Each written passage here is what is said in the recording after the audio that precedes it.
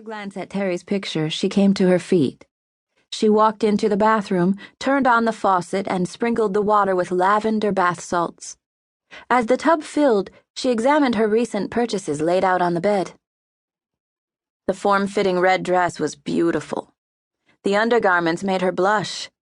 Should she wear the sexy mesh and lace corset with lace V-string, or the red bombshell garter slip? Tonight would be special.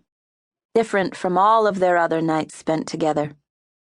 Brandon was smart and funny and ridiculously charming. Every so often he would take her to dinner. Then they would return to her place to sip wine and talk about everything. Time raced, and although the next 2 hours felt like minutes, when the doorbell rang, she was ready. Giddy with anticipation, she opened the door. Before she could wrap her arms around him, Brandon made his way inside without so much as a hello. She shut the door and swiveled around, her heart pounding. His hair was slicked back, the smell of his cologne woodsy and familiar. Tonight he had taken the time to change out of his uniform. He wore dark slacks and a white buttoned-up shirt. "What's with all the candles?" he asked. She waited for him to notice her. Wanted him to take a good, long look. She'd taken her time with her hair. Soft, silky curls fell over her shoulders.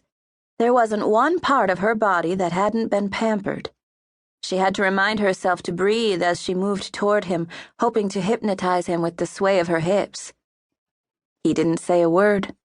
He was speechless. Exactly the effect she'd hoped to have on him. As she brought her lips to his, she untucked his shirt so she could slide her hands over his warm skin. Brandon's body felt like chiseled marble. Her breathing quickened. When she pressed her breasts against his chest and her lips to his, swirling her tongue around, his breathing quickened too. Much too soon for her liking, he pulled back and said, "We need to talk." Those 4 words again. Her heart hammered. She'd keep it light, playful. Looking at him through dark lashes that had taken much too long to apply, she pouted. "Seriously, Mr. Lewis? It has been weeks since I saw you last, and you just want to talk?" He reached under his shirt, took hold of her wrists, and pulled her hands away. This time, when she looked into his eyes, she saw something she hadn't seen before. A dash of something she couldn't quite read.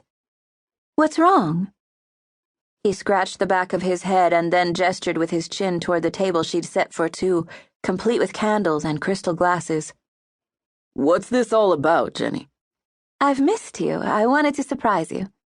She tried to step closer, but he clasped his fingers around her forearms to keep her at bay. She looked at his hands.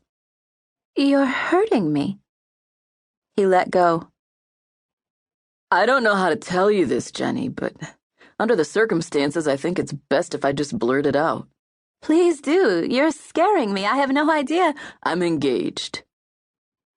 "Engaged," she said, slowly enough to let the word wrap around her brain. "Engaged to be married?" He nodded.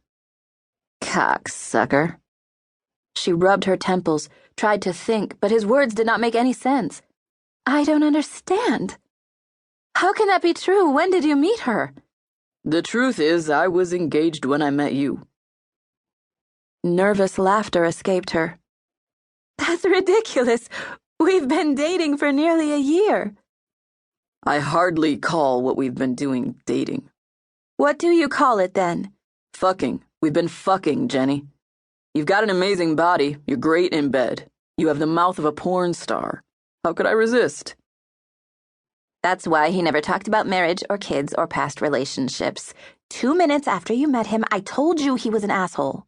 Maybe you should start listening to me. A flash of electricity whizzed through her head.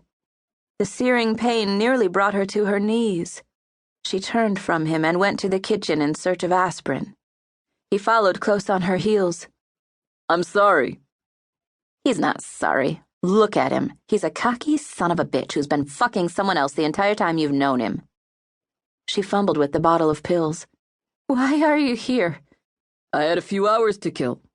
I figured I might as well tell you face to face."